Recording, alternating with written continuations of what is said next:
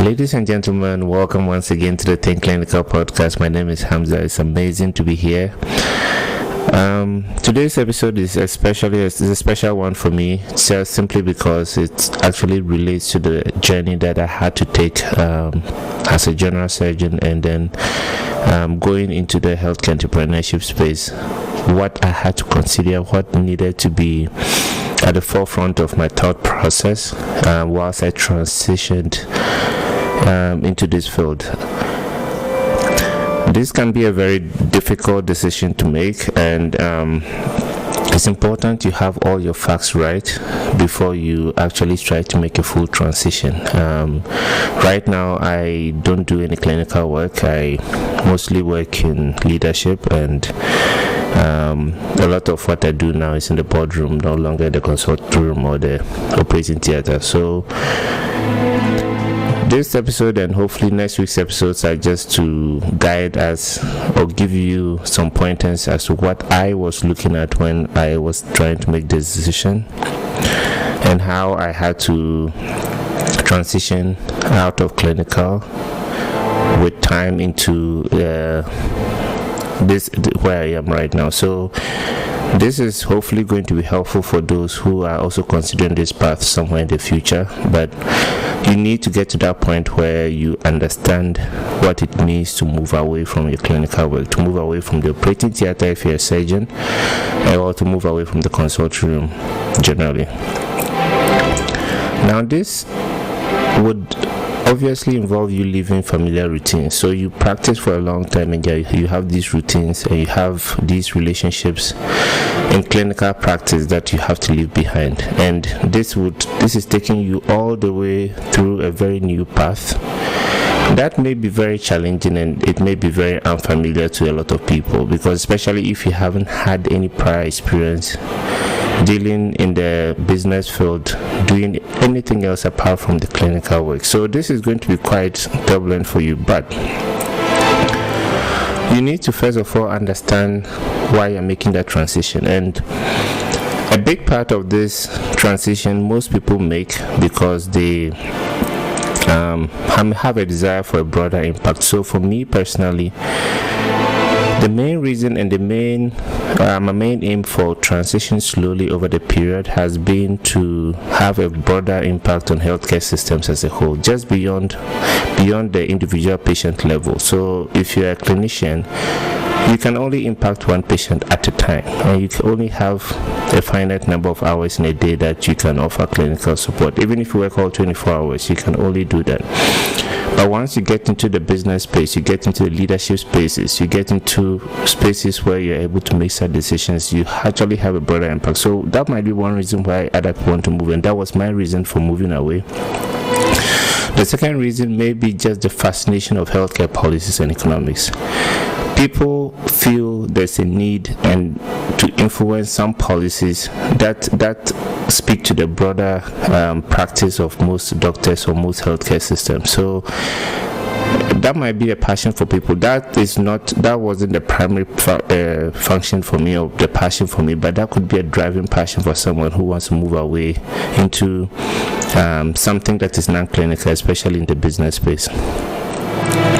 And others may just be motivated to address administrative burdens. So we know doctors mostly don't get that opportunity, and even if they do, it's in very rare situations to be up there and be part of the decision making processes. So you have regulatory authorities, you have insurance companies that are probably not compensating hospitals the way they should, because at the helm of affairs there are no people up there who have the clinical knowledge to be able to advise on how certain things need to be presented.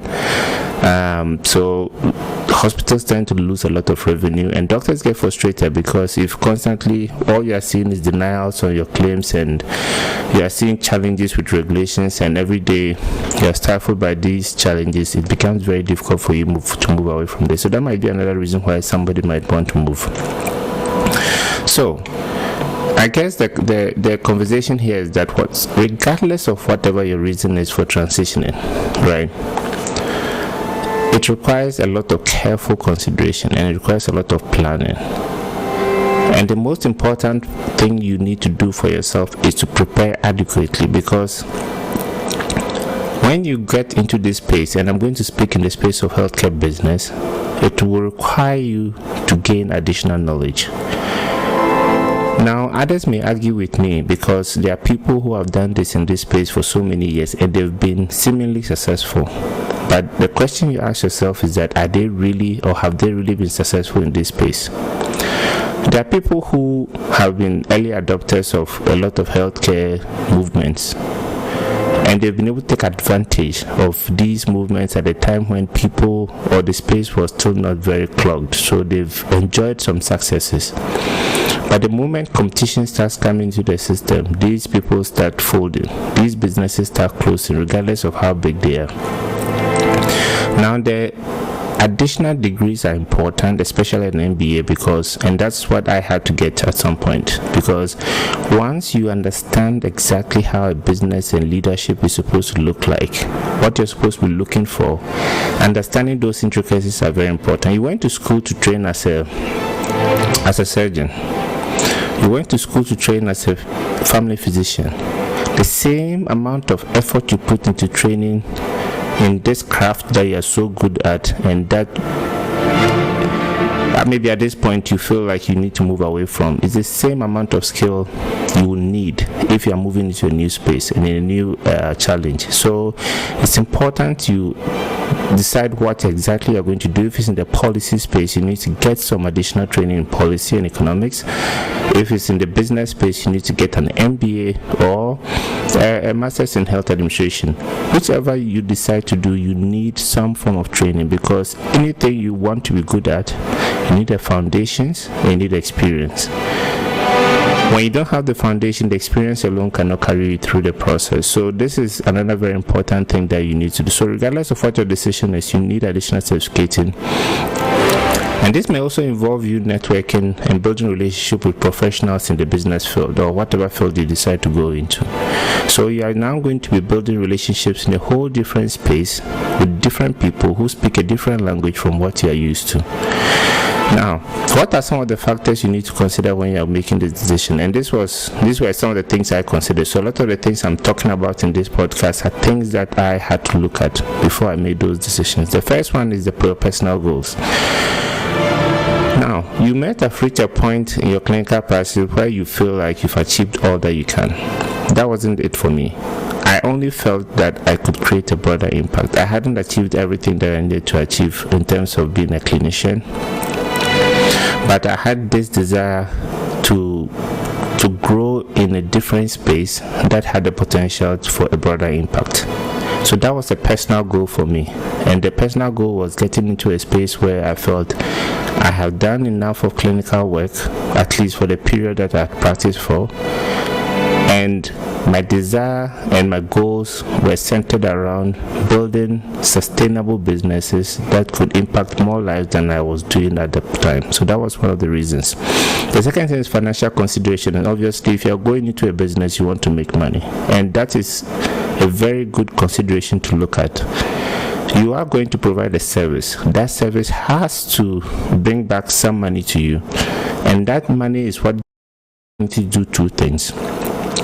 It provides you the opportunity to keep improving the quality of service that you're providing, and it also makes you sustainable for the long term. But most especially, it also improves the lives of the people you're employing and improves your own life financially.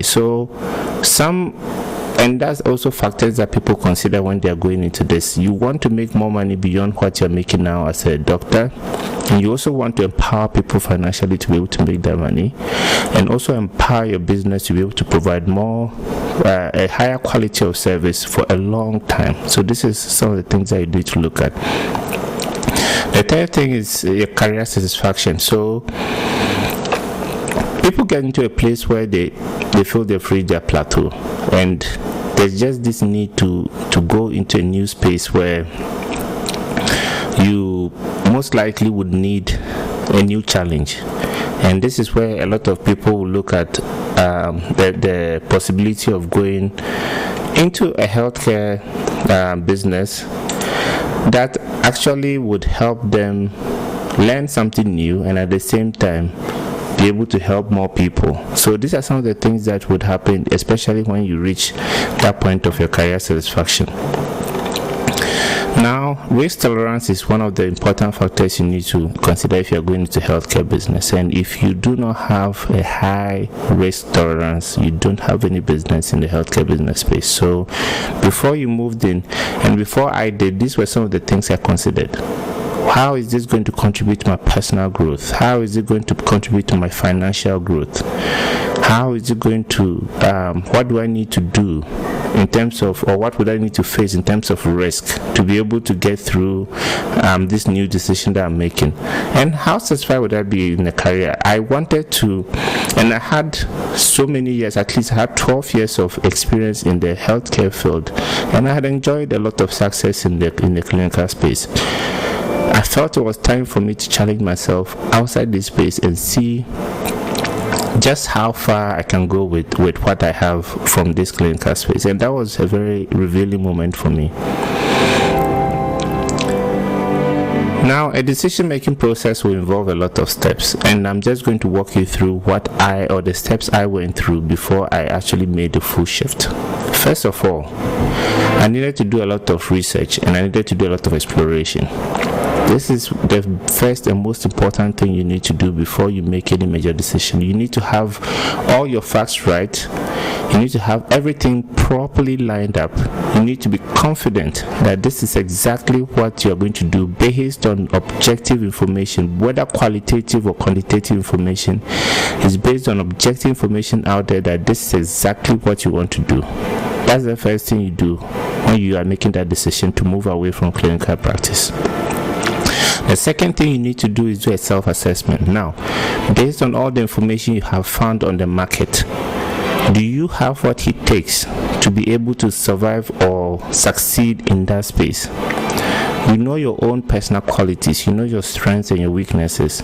Are these enough for you to be able to succeed in the space that you are trying to go into? If the answer is no, regardless of what your research tells you, you have no business going in there, because you need specific characteristics, especially if you're going to business, to be able to make in the business space. If you do not have that resilience, do not have those characteristics, you do not have that strength, you do not have any skill of going in there.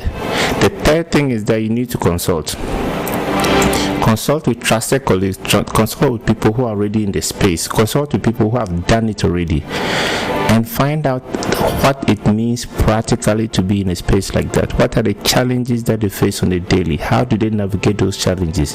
And then go back to point 2. Evaluate whether or not you have what it takes to be able to get into the space. And then the final one was the decision making. So that was the steps I took. I had to do a lot of research. That was really important for me to be able to understand exactly what I needed to do to be able to get into that space. The second thing was to do a proper self-assessment, and that self-assessment was helpful for me to be able to look at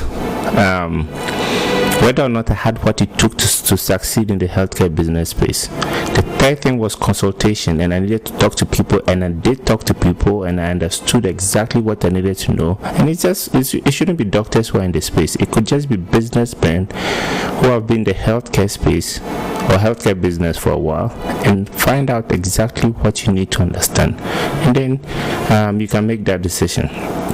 So first of all, just like we do as doctors, you always want to know the symptoms a patient comes with. You want to make a diagnosis, obviously, if you are able to get the symptoms right and do your investigations properly. Do your treatment. Is the same way you make a decision. So when you start having those symptoms of, hey, this is not something I want to do in the long term, or I've gotten to a point where I have no career satisfaction anymore and I need to get into a new space. These are some of the things or symptoms that you need to start paying attention to, and not frustrate yourself within a space where you probably might not be very happy in the long term staying in. It's exciting, but in the long term you might not want to do it. And once you diagnose that problem, you need to find a solution to it, and the solution might need you to transition. And then you have to go through that procedure of transitioning, which is you must make the necessary changes in your career path that really positions you properly for that space. And once you're able to get those running, you should be in a good space to succeed in the new course that you, or the new path that you've taken for your life. Now, I have something I call the triangle of decision making, which I'll share with you, and it just reiterates everything that I have discussed throughout this whole podcast. One of them is information. That comes with the research, that comes with the exploration. You need to get a lot of information on healthcare business or whichever space you are trying to move into. And that information is the first arm of the triangle. The second arm of the triangle is the values, your values. Now, what values help you make decisions? If those values align with whatever field you decide to get into, if those values align with what you need to do to succeed in those fields, then that's the second important pillar of that triangle. The last pillar of that triangle is the power to move into those fields. And the power might come in different forms. From personally, whether you have the personal ability to make such a decision without affecting the lives of others, which might not be your patients, because you're going to actually help more patients if you get into spaces like that. By your family, your immediate family, people who are close to you, stakeholders in your life whose life might be ruined, because if you get into this space, there are moments of turbulence that would make you stop and think that you probably made a bad decision. And you need the support of people around. So you need to have that authority, that power to be able to make that decision. And the second thing is that the power to actually make that decision, which is financially. Do you have the resources? Do you have the ability to be able to invest or open or explore any idea or any avenue that you want to do? If you're going back to school to do an MBA, do you have the resources to pay for that? If you're done with your MBA, do you have the resources to set up your own business? Do you need to go and work for somebody? How is that going to look like for you? So these are the three things that I call the three pillars of decision making, which is the information. You get information first. Determine whether that information aligns with your values, or you have your values. What making process align with whatever information you have, and then whether or not you have the power to make that decision at that time. And if you don't, you can always postpone it. This has been a very good episode because this I can relate with personally, and these are things that have been part of my thought process in transitioning from the clinical space into where I am now. And I hope you'll be able to find very valuable information in here that can help you if you're planning to do so in the next year, 10 years. That can help you start the journey of actually deciding how you want or where you want to explore the rest of your life in. So this has been another episode of the Think Clinical podcast. Once again, my name is Hamza. Please remember to subscribe, like, and share. And I will see you again in our next episode. Thank you.